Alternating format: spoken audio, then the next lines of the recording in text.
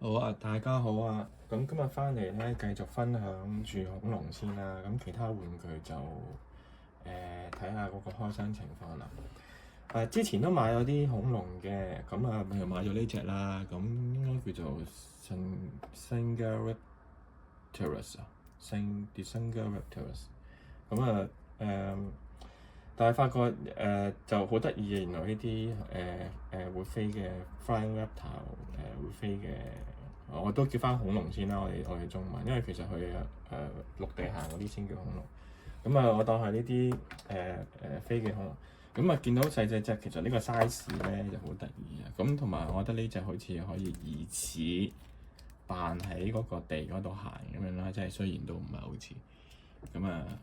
就發覺呢個 size 放喺掌上咧，即係可以咁樣飛嚟飛去就好順手啊！咁所以見到加度都仲有啦，咁買多兩隻呢個 size，咁睇下會唔會繼續向呢個 size 進發？都因為其他啲恐龍實在太大隻，真係都冇位。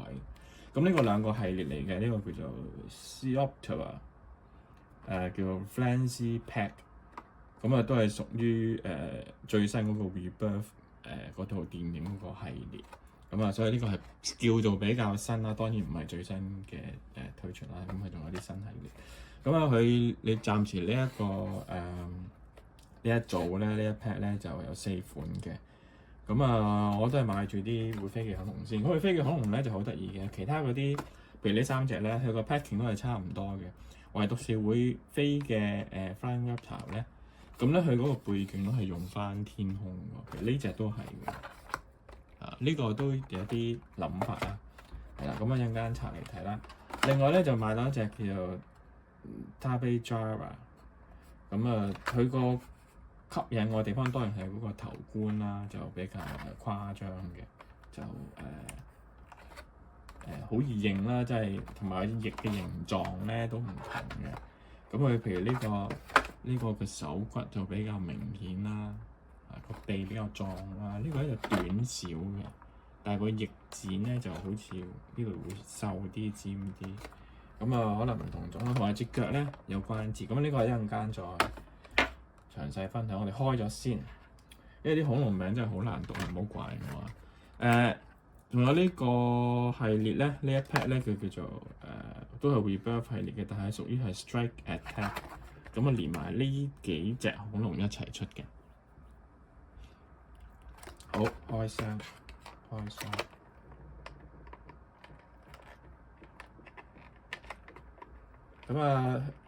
因為恐龍實在太多啦，其實咧都係唔會儲得晒㗎啦。當然係金錢同埋呢個地方嘅問題啦。所以而家都係開始進發去儲一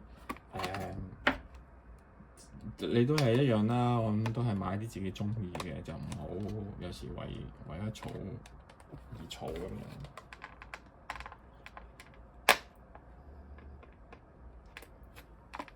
好難剪啊！係兩條嘅，原來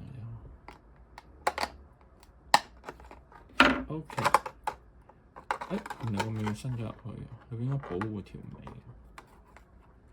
應該要小心少少。好，你開先，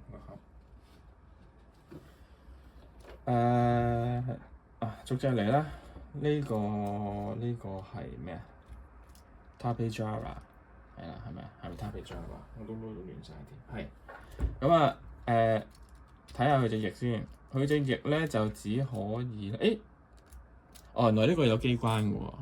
呢啲咁細隻都有啊。呢個撳咧，佢隻翼就會拍。頭先拍下唔夠 memory。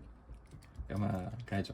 呢隻咧就可以拍翼啦，同埋隻腳仔好得意嘅，佢呢度咧有個關節仔，即係個膝頭可以咬啊，但係當然作用唔大啦，即係俾多個關節嚟咁樣。可能飛行形態擺靚啲咯，同埋可以捉住啲嘢咁。個口可以擘大啦，有啲牙都係分色嘅。其實呢隻係幾有趣嘅。個頸咧就似乎係得個好細喐到嘅波狀球形關節嘅啫，係啦。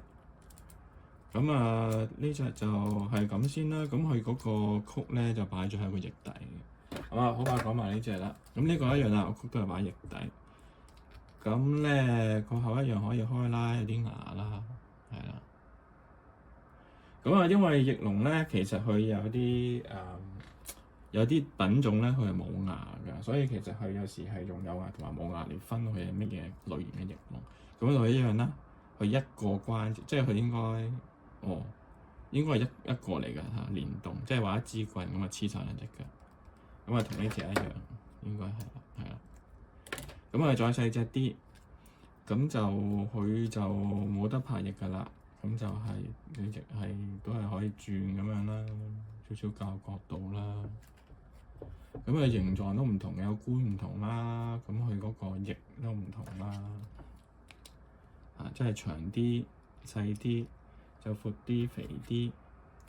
咁啊，仲有呢隻咧就又再細啲咁樣，係啦。咁啊，各有各特色嘅。身體都唔同啦，係啦，大細嘅 body size 都唔同，係啊，大家見到啦。咁啊，今日係咁多先啦，因為唔夠 memory，我要解決啲 technical issue，咁啊，同埋要睇下要剪片，因為我之前用開啲免費 software，而家睇下可唔可以揾到啲其他嘅代替品，因為嗰個而家用唔到。好啦，今日係咁先啦，多謝大家，一陣間再見，拜拜。